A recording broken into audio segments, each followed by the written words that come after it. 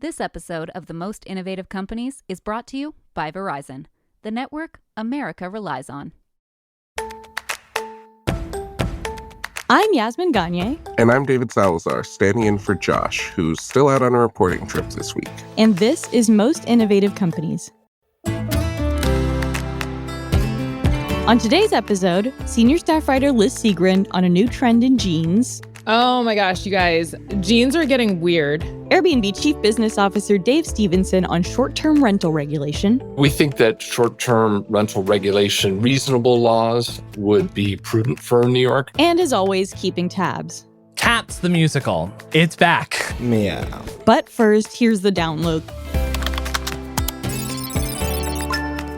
The news you need to know this week in the world of business and innovation. Robinhood's market share dropped by 2% after its cryptocurrency division was hit with a Wells notice. This is a formal notification issued by the Securities and Exchange Commission that told Robinhood that the agency has opened up an investigation against them.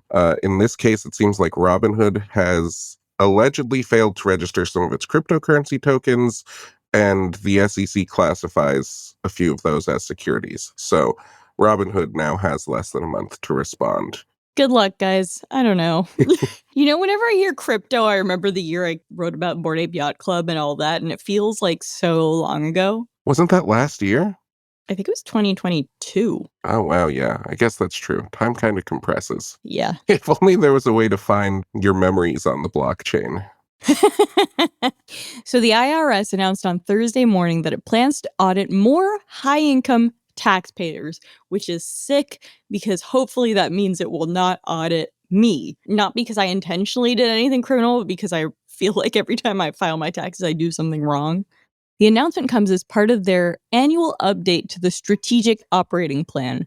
That's an initiative to improve tax administration services following $80 billion of increased federal funding from the Inflation Reduction Act of 2022.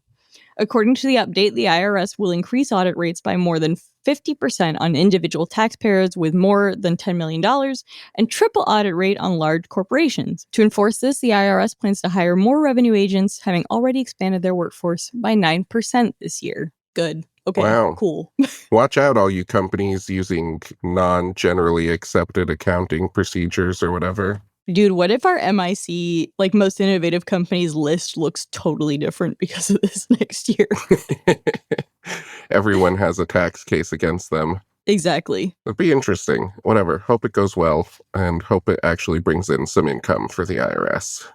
A new lawsuit against Meta is arguing that people should be allowed to control what they see on their feed, even if that means shutting it off entirely. This lawsuit, which admittedly, I don't know if I follow, it's been filed by the Knight First Amendment Institute at Columbia University on behalf of an Amherst professor who wants to release a tool to let users unfollow all of the content that Facebook's algorithm feeds them. So it's called Unfollow Everything 2.0, and it would allow Facebook users to unfollow friends, groups, and pages and basically empty their newsfeed, with the idea being, I guess, that people may use the app less without the constant addicting content. I don't really know. I'm not seeing a lot of addicting content on Facebook these days. No, as I've said before, Facebook is really just there to keep track of your craziest relatives and exes. Well, even if people don't love Facebook, they're still on Instagram and it's owned by the same company. Yeah, it's literally the same thing. And finally, more food recalls. This wouldn't be an MIC podcast without some kind of food recall announcement. Hormel Food Sales has recalled some of its Planters nuts product.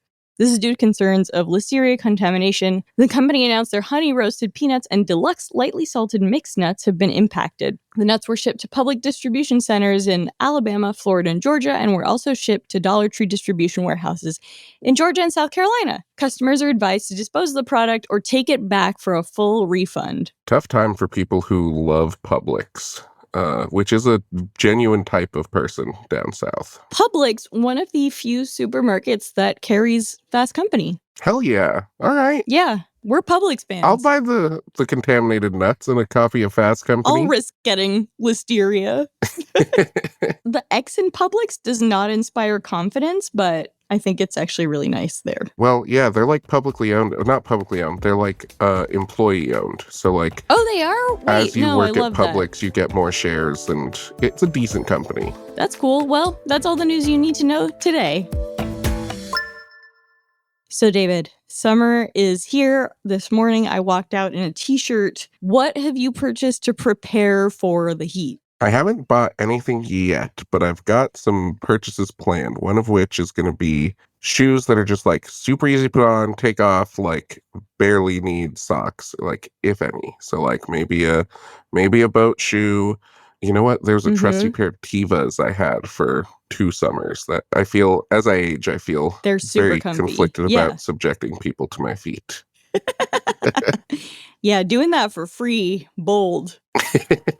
Yeah, I don't post them. I'll always blur them. So anyone in the office, no, I'm not going to wear sandals to the office. Just kidding. What about you? What are you stocking up on for the summer? Yeah, so I stocked up on tomatoes from the Fort Greene Farmers Market to make gazpacho, tinted sunscreen from an Indian brand called Lion Pose. Ooh. And a friend recently got me Sofia Coppola's new tinted lip balms that she did with Augustina's butter. And that's what I'm going to be wearing all summer, along with like some really baggy t-shirt dresses. Honestly, that's the move. So the reason I asked that question is because it's May, we're enjoying the spring weather, we're getting ready for summer, and we figured we'd just chat with some Fast Company folks who have their ears to the ground on what's going to be a hit and what summer trends they're seeing. Now, David Salazar is one of them, and just a note up top, we recorded the rest of this episode before Josh left, so you'll hear his voice pop up sometimes. David, Liz, welcome back to the show. Thanks so much. I'm so happy to be here. This segment is about broadly summer trends, which I'm really excited about. And David, I want to start talking to you about music and what we're going to see. Yeah, so 2024 broadly seems to be shaping up to be the year of the super fan, right? And I think that this is partially because, data from Luminate, they do all of the data for the Billboard charts.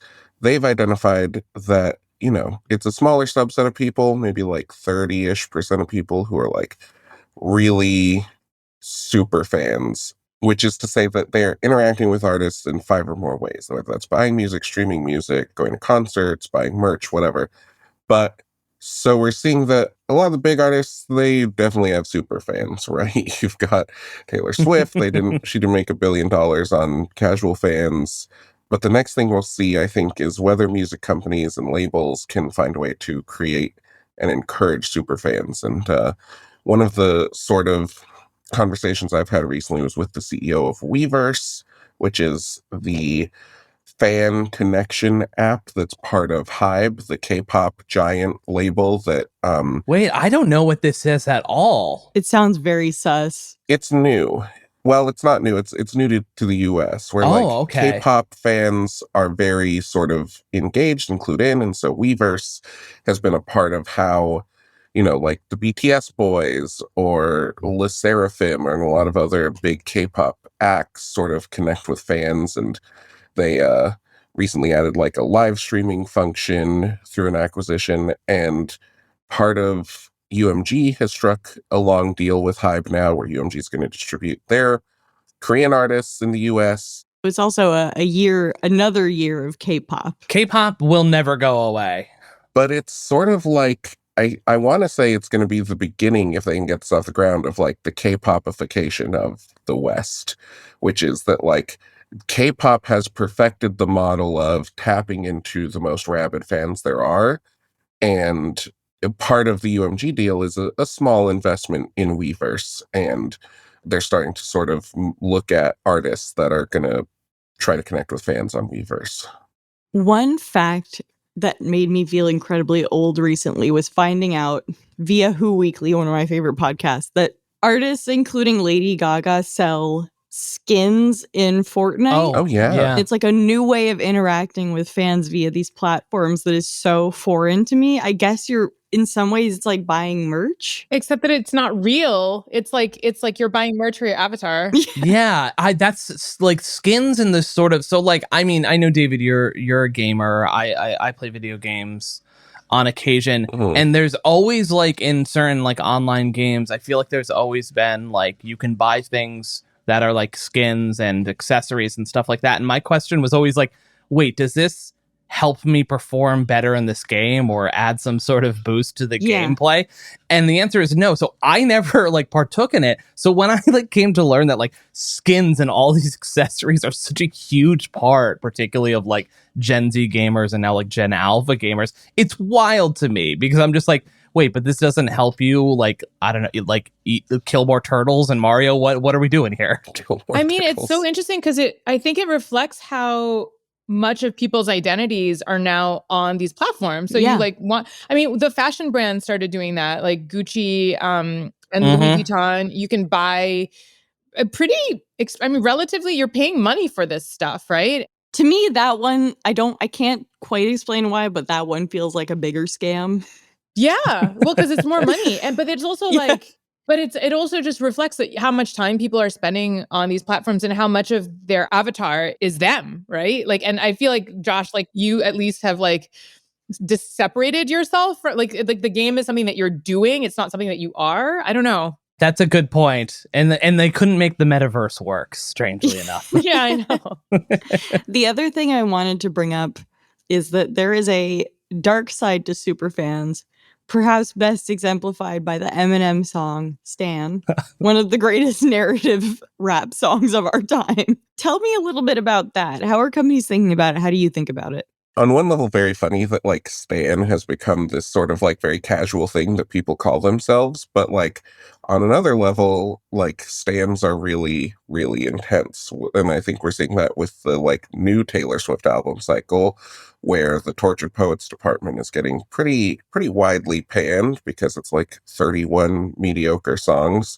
Oh But my I will gosh. probably Oh. have to change my address and social security number You said it, not now me. that I said it. Yeah, you're gonna get doxxed. Yeah. I very well may. Some websites were removing author names on Yes. their Taylor Swift album reviews, Oh, which is man. just so insane to me. Yeah, that's It crazy. might have been Pace that did that. There were several, actually. I think it's so dangerous to say anything negative about an album. Unless it's JoJo Siwas. Oh my gosh, who apparently invented gay pop, right? That cues David into his next trend that he identified. And I know we couldn't have anyone better on the show to talk about this. I sit next to David. He talks about Troye Sivan all the time. It took a lot of restraint recently in a Five Below to not buy a magnet that said Troy Boy on it. So tell us why this summer is gay pop summer. Yeah, I mean, I know as much as Liz pointed out, like, I think Jojo Siwa wants to take credit for gay pop, and there have been a lot of thoughts about that. I mean, it's not her fault. She doesn't know that she didn't just fall out of a coconut tree. You know, she's 18. It's fine. I mean, right now there are so many sort of queer pop stars on tour. So, you know, one of the ones that Yaz knows I'm very excited about has been Chappell Roan, but she's really really ascendant right now. She had 2 really electric Coachella performances, and that's sort of on another stage over at Coachella. There was Renee Rapp, who brought out Kesha and was on SNL a few months ago. But you know, they put albums out late last year, but now is really sort of the touring push for both these girlies. And Billie Eilish just had that Rolling Stone interview. Billie Eilish, yeah, she's ready to put an album out this summer, and I think that, you know, she's back in the conversation. People are very excited about that since she sort of came out. And then this week, the tickets for the Charlie XCX and Troye Sivan Arena tour went on sale, and they're both sort of touring separately this summer. Troy's in Europe, Charlie's all over the place because she doesn't say no to a lot of things, which I respect. No, she's everywhere. But their tour will kick off September 13th, I think. And it's huge. You know, it's a big way to bring in Gen Z audiences to bring it back to sort of the business of it. You know, like 30% of Gen Z identify as LGBT. So it's pretty huge to see yourself represented on so many major bills and so many huge tours in a way that, I don't know, I don't think has been super common. There's also this like wide variety of queer music coming. I mean, like, in our home, we listen to a lot of the Japanese house, which is this like lesbian dream pop. And there's just like so many different variations of queer music right now, and it's that's pretty cool, I think. Yeah. It's not just like the worst music you hear when you go into a gay bar anymore. It's not all EDM anymore. So Liz, now I want to turn to you. You recently wrote a piece about the sort of black cowboy trend. I'll say the first time I heard about it or thought about it was Lil Nas X. But it seems like this year it's really taken off. Oh, I'm so excited about this. Yeah. So it began to emerge this year, starting in January, when Pharrell Williams did his second collection for Louis Vuitton. And it was this beautiful, it's actually, if you haven't seen it, you guys should go back and check it out. But it was this beautiful runway show that was kind of a Western epic. And he actually had real black cowboys, right? There's this organization called the Oklahoma Cowboys, which is a black cowboy organization that tries to draw attention to the history of African Americans and the cowboy world and the Western world. So that was the first iteration of it. Then in February, in what I imagine was like a completely different planning process, right? I don't think this was connected, but Gap collaborated with Dapper Dan, this amazing Harlem tailor, and he created another kind of iteration of Western style, but situated in Harlem.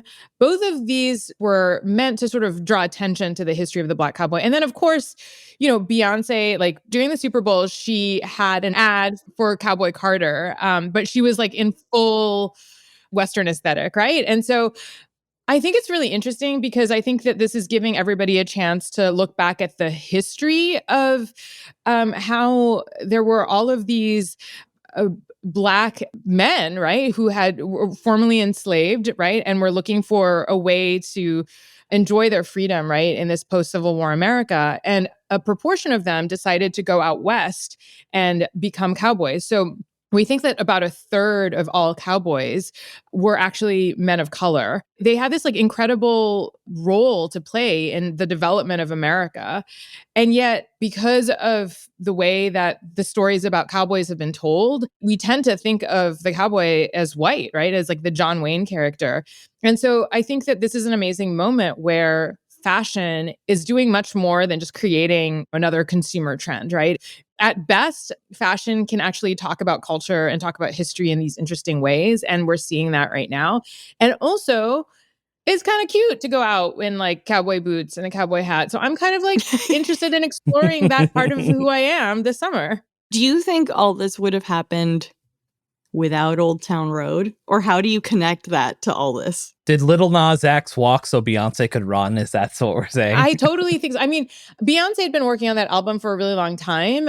So it's kind of interesting to think about how these trends kind of happen, where like lots of different things are going on in the culture simultaneously. But Lil Nas X was like, the style, the idea of the music, like everything he was doing there was actually really profound. Maybe it started to get people thinking. Okay, David, do you see, as the aesthetic is ascendant, is there a country music ascendancy going with it?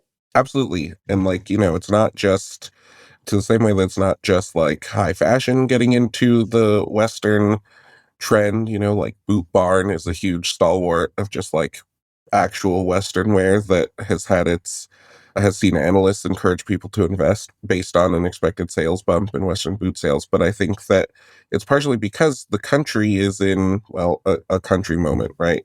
Illuminate again spotlighted this in its 2023 annual report, in particular, that country fans are again skewing younger, making very small, like 1 to 2 percentage point, but significant for the number, right? Like gains among women fans, right? So I think that with Beyonce bringing the conversation that people were having with Lil Nas X back in 2018 or whatever back, it's possible that she's going to open up country to a more diverse audience. It's a very white field, right? Like Tracy Chapman was the first Black songwriter to win the CMA Song of the Year award, and that's all because of Luke Combs, right? Oh my gosh, you guys! Can I just tell you? I like wept when I saw that performance. I mean, here's this like queer woman who is like who has had this song, and then Luke Combs, who has like this largely white audience is like singing her song with such reverence. But then what I thought was really interesting is that he doesn't change the lyric, right? Where because there's a part where she's like, "Oh, I'm a checkout girl." Like I have a job as a checkout girl, and he sings "checkout girl" in it, right? I strongly believe in karaoke, at least, like you're gay for the song, like, or you're like a different gender for the song. He was singing in a queer way, right? Because it was like he's singing to this audience, and he's a man with a man's voice, but he's singing that he's a checkout girl. Anyway, I just thought that like there was this like very queer moment that he was bringing to this like country audience, and I don't know. My husband's like, "You're reading way too much into this." Country music is not exactly known for its diversity or its inclusion In any across dimension. the board, Yeah. in any dimension. And it's great. I love that people are having their moment. I just don't like country music. So I'm like, oh, this is going to be all over the place this summer. And I'm just not a fan. I think that is the other aspect to this, right? Which is that I don't think Cowboy Carter's like the best Beyonce album. Sure. I think it's a really interesting exploration of a part of Beyonce, but I think that she's made a real point of bringing on musicians who are very much sort of in the Black country tradition, right? Which is the roots of country music. It's why you have her bringing in Rhiannon Giddens to play banjo on Miley Cyrus. Texas Oh, Hold'em. that's a good. And talk about queer song. I could go all day with my queer interpretation of music. That love ballad between her and Miley Cyrus. My husband's like, just take it down a notch, Liz. Just like keep it together. So, Liz, David mentioned Boots Barn. Boot Barn. We obviously Boot Barn, but tell us what other trends you see taking off. Oh my gosh, you guys, jeans are getting weird. Okay, so, obviously there are these like big cycles when it comes to denim trends. There was like the bell bottom, we saw the boot cut, we saw straight leg in kind of the 90s. So for the last 10 to 15 years, the skinny jean was the jean of the moment, which actually had really interesting roots, right, in like glam rock culture and everything. Then it just became the norm. It was comfortable like a legging, right? Like leggings were very, very popular over the last 15 years. And so the skinny jean was, the jean version of a legging. And then after the pandemic, the industry was like ripe for a change, and a change has come. And that change is this really weird new style called the horseshoe or the barrel. It is called that because it starts out really skinny at the waist, and then it just balloons out at the knees, and then it comes like right back and tapers back down at the ankle. And it's just weird. It's like harem pants. I gotta say, I wear barrel jeans a lot. I do think the end of skinny jeans was during the pandemic. I think it's been a while. For sure. To me, barrel jeans are like a sort of like mom jeans were really popular, and this is a small tweak to that design. Like, I don't think they're like totally out of nowhere. So there was this like kind of high fashion moment, right, where the very dramatic wide barrel jean came in. There was the Leila show last year where there was this like gigantic, a denim top with these gigantic horseshoe jeans. The question was like whether it was going to trickle down into the mainstream, whether like Gap, Madewell, all these kind of like mass market brands were going to co-opt this, or whether this was going to stay kind of this, because there's lots of stuff that happens on runways that never actually trickles down because it's like so dramatic. And I think the argument that I'm making is that, like I think that the question is like, is this going to become like the bell bottom, which I'm sure when the bell bottom first emerged, right, in the 60s and 70s, people like had no idea what to do with it. And then our eyes adjusted, right? And then it became this like social thing. And so I think the question is like, is this going to happen too with the barrel / horseshoe? And then also there's this interesting, like very like Citizens of Humanity has a very dramatic, enormous kind of a balloon at the knee. And then, like Madewell, I'm currently wearing a pair right now, but like Madewell has a pair that's a little bit more kind of like in the mom jean vein. I think the question is like whether this is going to sort of end up being kind of just like a wide leg, like just a variation on the wide leg, or whether we're all going to be walking around with like these enormous like harem pant versions of the horseshoe. So there's some unanswered questions here. Mm-hmm. I gotta be honest, I love this silhouette. I think it's I love the barrel jean silhouette. I think it looks cool. I feel like I've been wearing them for a year. I kind of think this is going to be the gene of this decade. And so I might have to eat my words, but like for right now, that's kind of what I'm going with. Josh is certainly going to be wearing them. So Josh will be wearing barrel jeans. I'm into it. I did actually just order a pair of pants that are like they're not jean, but they're like a barrel cut, like high-waisted men's pants. The thing that I've seen for men is like, and my husband is one of them, is like the return of, it's like sleeker cargo pants. Yeah. Like if you walk around Soho, I've they're seen that, everywhere. yeah. And they don't look bad. They don't look bad. Because they're just like slightly nicer. They look like a variation on like tactical or hiking pants. Mm-hmm. Mhm. It's more in that, like, but then with like a better fabric. Yeah. And like a nicer, they're not as bulky. Yeah, If I can have a hot take for a hot second, go for it. I'd just like to say that barrel jeans and cargo pants, as a husky man, this is all skinny people nonsense, right? Like, it looks great on a skinny person, but my general feeling is that, like, anytime a plus size person tries to do something trendy that is like retro trendy, it's not taken as trendy, right? Like, they're like, Yeah. most plus size people are not seen as fashion forward. And so as a result, the look is like, does this person not know how jeans fit? Or like, oh, look at this loser wearing cargo pants, basically. There's like a great old tweet that's basically like, is she a brave fashion forward icon or is she just skinny? Yeah. That's so real. Yeah. Especially with men's pants. Maddie Matheson can rock a style though, right? Oh, yeah. Like a couple of summers ago when there were the men's rompers, I feel Yep. like that's where we need to go. Love a romper. Do you have more than one? I have two. Good. More the merrier. So last summer, we obviously had Barbenheimer, and then we had Taylor Swift's tour and Beyonce's tour, and I would say that is the sort of monoculture that we had. So Liz, I'll start with you first. Do you think that's possible again? I was really happy actually about all of this because I think that one narrative during the pandemic and just kind of with the rise of TikTok and all of this, it's been happening for a while, but there was this like idea that monoculture had died and that we were all going to live in our little subcultures. And I think it's kind of cool to have these kind of bigger moments. I think it's not so much necessarily even about the star or that culture. I think it's more just like this opportunity to like connect with other people. I felt like this during the eclipse, right? Like I didn't really care much about the eclipse, but it was really cool to be out there doing something that we were all doing together. And I feel like we don't have many of those moments anymore. I don't think that they're going to be big tours this summer. So I don't know that that's going to be the thing that brings us together. And I don't think any like major films seem to be like highly anticipated. So I don't know what the monoculture moment's going to be. I just really hope that there are more of them. I don't know, David, do you have any ideas about anything that could bring us together in the same way? I agree with you, Liz, that like it was a really beautiful sort of like 5 minutes last month where everyone came together for Totally. the eclipse and everyone was talking about it. But yeah, I Not to worry that Josh. this year's I know you're anti-eclipse, Josh. Anti-eclipse over here.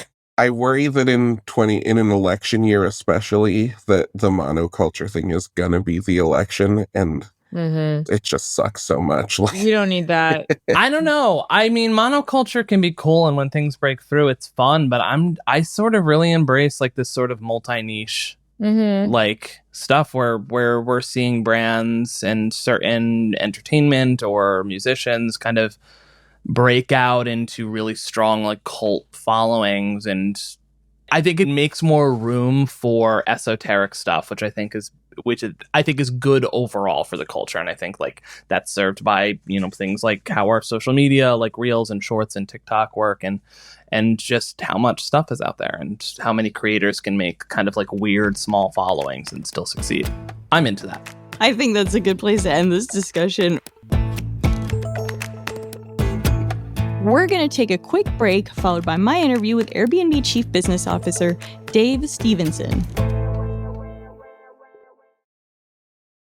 This episode of Most Innovative Companies is brought to you by Verizon, the network you can rely on for your phone and for your home internet. Find the plan that's right for you at Verizon.com.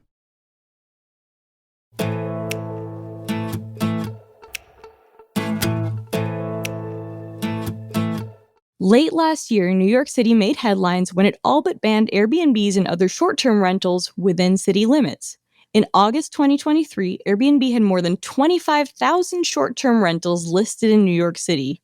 Tenant groups across the city accused short-term rentals platform of hollowing out neighborhoods and causing already high rents to grow even higher. New York is actually not the only place affected by this problem. Smaller towns in California and Colorado have also started implementing taxes and zoning policies to curtail or eliminate the short-term rental market. We had the chance to sit down with the company's chief business officer, Dave Stephenson, and chat about this, along with what the company's been doing to advocate for renters. So, Dave, I want to start by talking about icons, which is a new category for Airbnb. It includes rentals revolving around pop culture icons like Prince, as well as an X-Men house with stunt people. Tell us more about that. Yeah, I'm really excited for this announcement of icons on Airbnb. I mean, these are like once in a lifetime events, things like staying in Prince's Purple Rain house and being one of the first people to hear unreleased tracks. I think these icons are highlighting what is kind of truly unique that you can do at Airbnb. It's going to engage Gen Z, millennials, Gen X with varying different kinds of experiences that is going to be incredibly exciting. Like I think like John V. Kapoor, who's one of Bollywood royalty, is going to inspire so many people in India to kind of think about Airbnb. You know, we have Fade, you know, who's a reggaeton, superstar in music in Latin America. I think it's going to inspire a lot of Latin Americans to kind of think about, Airbnb. You had previously done some stuff. I remember Gwyneth Paltrow famously had an outhouse that people could stay in for a one-time thing. So this isn't totally new, right? No, we've actually been doing it for a number of years. This is just at another scale. Last year, we did the Barbie Dream House. We've had people stay at the Louvre. I was just in London and I saw a stay that we had set up in the library at the St. Paul Cathedral, and it was incredibly amazing. So I want to talk a little bit about rentals. Cities like Raleigh, North Carolina, San Diego, Tulsa have adopted renter-friendly laws. What do those laws actually look like, and how do they help Airbnb? I think what's exciting, and we have a program where we think of Airbnb-friendly apartments, and it's where we work with landlords to have buildings where the entire building is actually friendly to Airbnb so that they actually see the activity going on in the building, that all of the people in the building understand and are supportive of short-term rentals. And they actually even get a portion of a revenue share from the activity going on. So it just ends up being a win-win. The renters earn additional income. The building understands the activity going on in the building, and they all benefit from the economics. So that's a building-related policy, but are there any laws that sort of facilitate that kind of thing? Yeah, it depends on the laws in each individual community that enable it. We can work on it kind of city by city to make sure that we have the right local short-term rental regulations in place. What are some of those rental regulations that you are advocating for? Well, we're advocating for the enablement of short-term rentals in leased places. Many places allow it explicitly for owned properties and not necessarily specifically for rented properties. And again, it depends on the jurisdiction where those laws are in place. Last year, New York City, which is where we're based, made headlines when it all but banned Airbnbs and other short-term rentals within city limits. Since the pandemic, Airbnb had overtaken almost 40,000 rental units. And, some people said hollowed out neighborhoods and caused already high rents to grow even higher. It also turned out about 1% of operators owned about 300,000 listings. What do you think about speculators and investment companies buying multiple homes for short-term rentals on Airbnb? How do you as a company think about that? Yeah, I'd say a few things. One, the vast majority of our hosts are actually our individual hosts that own kind of one or two properties. This company-wide, the vast majority are individual hosts. There's a very small minority that are larger, what we call professional hosts, that have multiple properties, and it's a very small minority that's very large scale. So it's not something that we see as being a predominant growth driver for us. In fact, it's one of the things that we feel separates our business from other kind of short-term rental operators is that we encourage individuals to be able to share their homes and build tools and capabilities uniquely for them. And I think what we've seen with areas such as New York City is actually, but the actual effective ban of Airbnbs in New York City is actually not played out very well for the city. You have hotel prices that are up. You have people in the city not being able to earn income, and you have much of this activity going underground. So we really continue to work with cities all around the world to find what is important to them and finding really positive ways to have short-term rental regulations that are reasonable and supportive of the communities that they're in. I hear you when you say most rentals across the company are from sort of people who own the apartments or sort of not from operators, basically. But are you as a company kind of agnostic whether an apartment is owned by sort of an operator who owns a bunch? We are relatively agnostic. What we care about is quality. We care that people are following the rules, that they are providing a great experience to our guests, and that we have a positive kind of ecosystem of hosts and guests in all the places we're at in the world. So we very much care about the quality of the experience. I saw a trend that because Airbnb is all but banned in New York City, a lot of people are staying in New Jersey. What can you say about New York City's future with the company? Are you still sort of campaigning to get those laws changed? We think that short-term rental regulation, reasonable laws would be prudent for New York. So we want to continue to positively work with them. We have open dialogues with them, and we think that it's short-sighted of them to not think about the support that they give to local people in New York to earn income from their homes when they're not staying in them. Right now, about 90% of Airbnbs in Bozeman, Montana, and Nashville are whole homes. And both Bozeman and Nashville are also relatively small towns with an exploding local population and limited housing stock. That means that every home set aside for a sort of year-round short-term rental deal is a home unavailable to local residents who, in some cases, are struggling to find or afford housing. And that's forced some locals to move away. My guess is that you may not agree with the sort of law that New York City imposed, but do you sort of dispute the effect that people are describing or that communities are describing here? Yeah, I think when we look at the data in detail, and it does vary a bit by community, when we have even whole homes that are available on Airbnb, they're not available necessarily 365 days a year. Many of the homes are second homes or homes that people are sharing when they are not there themselves.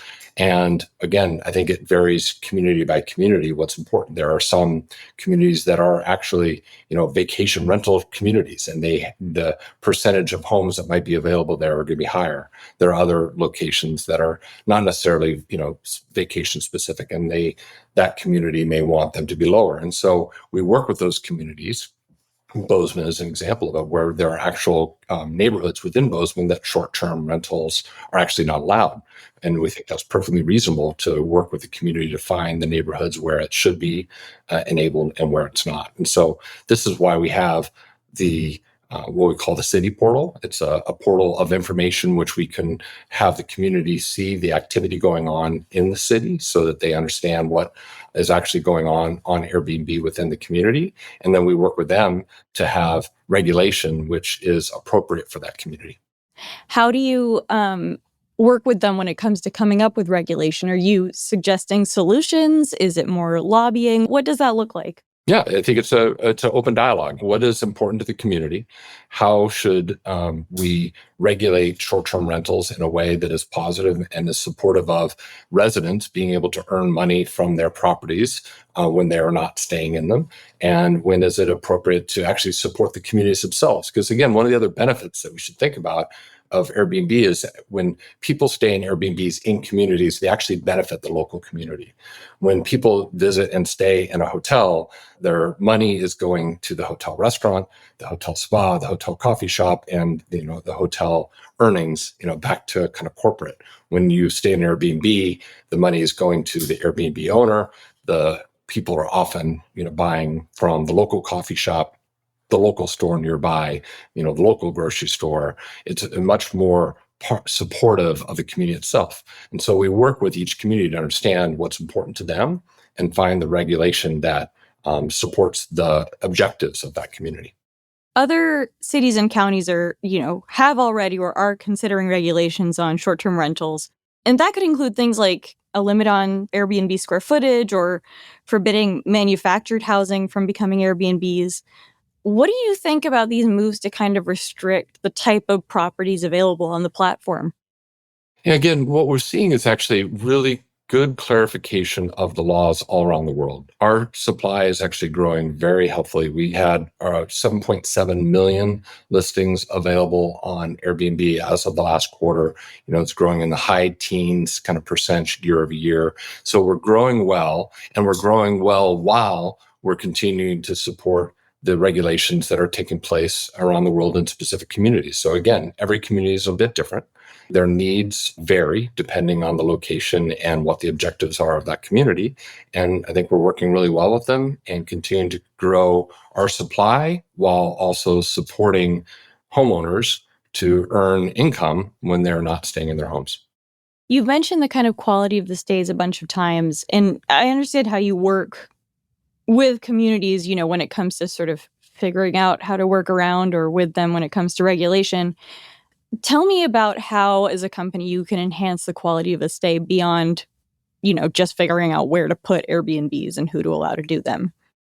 I think there are a number of things. A lot of it is around host education about what they need. And make it easy to check in, make it easy, a match of the photographs are representative of the actual place. Help hosts actually have the guests feel hosted. Maybe that's, do they provide them with tea and coffee in the morning? Do they have the right kind of linens in place so that they, have enough towels? Just how's the experience? Is there good communication between the guests and the host? Maybe the host provides some better information around their favorite local coffee shop. Like I'm a host in just outside of Seattle. I have a ski cabin that I share in the wintertime. And again, I try to have them feel very hosted when they arrive. I leave them a bottle of wine. I give them instructions how to use a pizza oven. I shared my favorite coffee shop that's kind of nearby. I think that's a higher quality experience. And the more we educate hosts on how to do that, the happier the guests are and the better the quality experience overall. Got it. Well, Dave, thank you so much for coming on the show. Appreciate you taking the time to talk us through all this. Excellent. I really appreciate you meeting with me.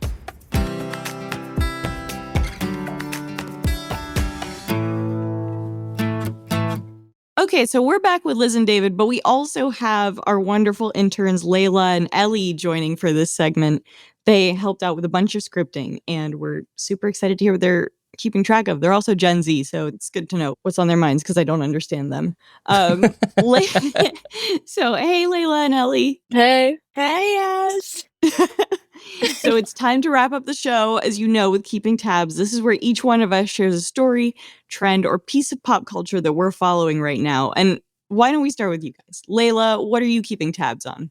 I'm keeping tabs on unsexy products. So there's this trend going around on TikTok right now.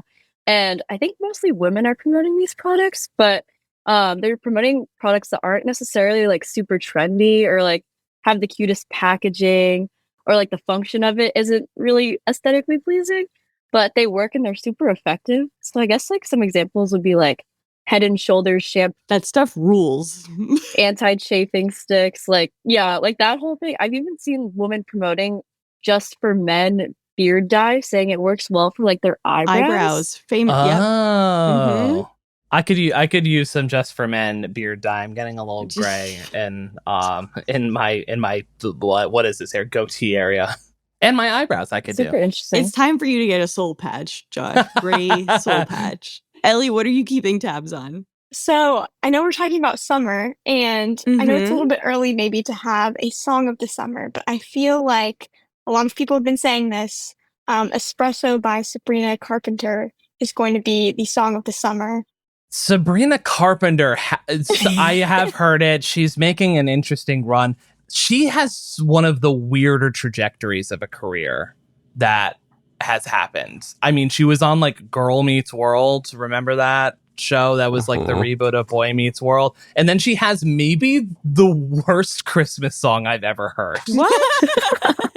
Wait, I haven't heard it. What's the title again? I forget exactly how it goes, but it's like aggressively sexual in a really uncomfortable way. That's so funny. The only thing I know about her is that she's tiny and she's dating Barry what's-his-face. Very Kyogen. Yes. Very Kyogen. Liz, what are you keeping tabs on? Okay, so Patagonia dropped a little movie, and it's called Shitthropocene, which is basically, you know how like we define like every major era, right, in the planet, right? And so they're basically making a statement about how we're in the area where all products are shit, which I can really get behind that, right? It's been something that I've been talking about for a long time. The quality, well, I mean, it started with fast fashion, right? Which became all fashion, and everything was about making things as inexpensively as possible because we're going to throw it out anyway. It seems true for like, furniture it's not, the quality has gone down. I just want to say it wouldn't be a Liz Segran episode if we didn't get to sustainable fashion at some point and anti-fast fashion takes. Oh my gosh, I'm so predictable. It's like every time it's like, how is she gonna creatively do it this time? I'm like, I'm really predictable. I'm really boring at cocktail parties. It's like people are like, oh, she's a fashion reporter, and then they start talking to me. They're like, no, this is really bumming me out. So yes, but you guys should watch it. It's really good. It's Shitthropocene.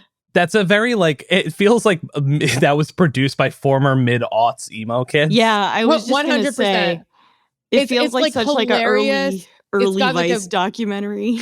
Totally. David, what are you keeping tabs on? I was going to say Girls 5 Eva because I watched it. It's good. Yes, you should watch it. It's so good.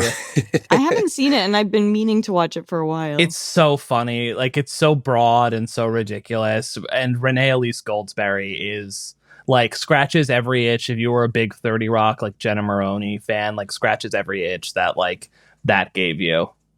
Love it. Yeah, she's wonderful. It's wonderful. Really made me appreciate Busy Phillips as a comedic actress, which so good. I didn't expect. But I wanted to say that I'm keeping tabs on A24's music imprint. It is like really growing in its capabilities here. Like they remastered and re-released the Talking Heads Stop Making Sense documentary last year, and then sort of separately they acquired the rights and publishing rights to the songs on the soundtrack. They're releasing a cover album with people like Lorde, who's covering Take Me to the River, and then a bunch of Paramore was the first sort of single off of that, doing Burning Down the House, and it'll be very exciting. But at the same time, they're releasing sort of an original soundtrack for a new movie that comes out May 3rd called I Saw the TV Glow, and that has original songs from Caroline Polachek and Florist and an artist I really love named Frances Quinlan. They are sort of building out their ability to put out good music. I love that. Josh, what are you keeping tabs on? Cats the musical. It's back in New York at least. Yeah. So the Perlman Performing Arts Center, NYC PAC, which is actually right across the street from our offices. If you don't know, it's that big cube building that they built with like a shit ton of money from Michael Bloomberg. I had no idea that's what that was. Yeah, that's a big performing arts center. It's a beautiful facility. My wife works in theater, as anyone who listens know at this point, and she has recently gotten to know and gotten close with the artistic director there, Bill Rauch, who's directing this revival of Cats that's going up this June. Cats is somehow one of the most successful yet most reviled musicals of all time. It's ridiculous. The movie version that was made a few years ago was absurd, but this revival is setting Cats in ballroom. So it's going to be super gay, like Pose style ballroom, and it's the only concept for Cats that I've ever heard that I went, I want to see that, because Cats is nonsensical. All it is ridiculous, like vignetted numbers that have no discernible real plot and a bunch of crazy dancing. That's ballroom culture. This is what it is. It's just going to be serving looks and shablams, and I'm all about it. Andre DeShields is going to be in it. Ooh. Yeah, I'm actually really excited for a production of Cats for the first time ever. And also Bill Rauch is just a terrific director. So excited to see that. And the choreographer is like from ballroom culture, like is like a famous ballroom choreographer.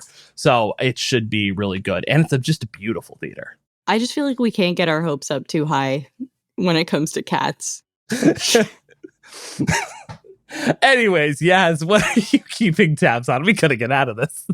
I have 2 keeping tabs, and they're both, one is a random fact, and one is a headline from the Daily Mail. I'll start with the headline from the Daily Mail. Everyone's on their beat right now. Everyone is like deep in their bag. Correct. Ellen DeGeneres admits being branded the most hated person in America was huge blow to her ego, which is just like such a good headline. Oh my God. That's Like, fantastic. Is the sky blue? Thank you, Daily Mail. Some incredible work.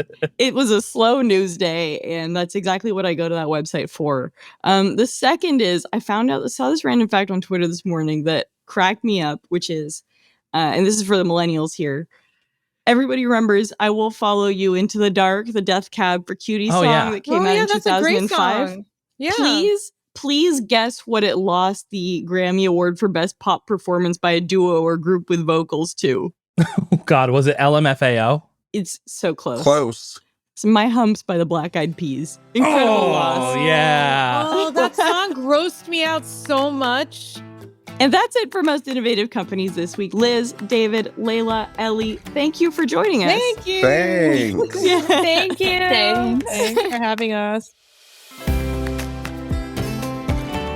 Our show is produced by Avery Miles with special help from our interns Leila, Frankina, and Ellie Stevens. Mixed and sound designed by Nicholas Torres, and our executive producer is Josh Christensen. Remember again to subscribe, rate, and review, and we'll see you next week.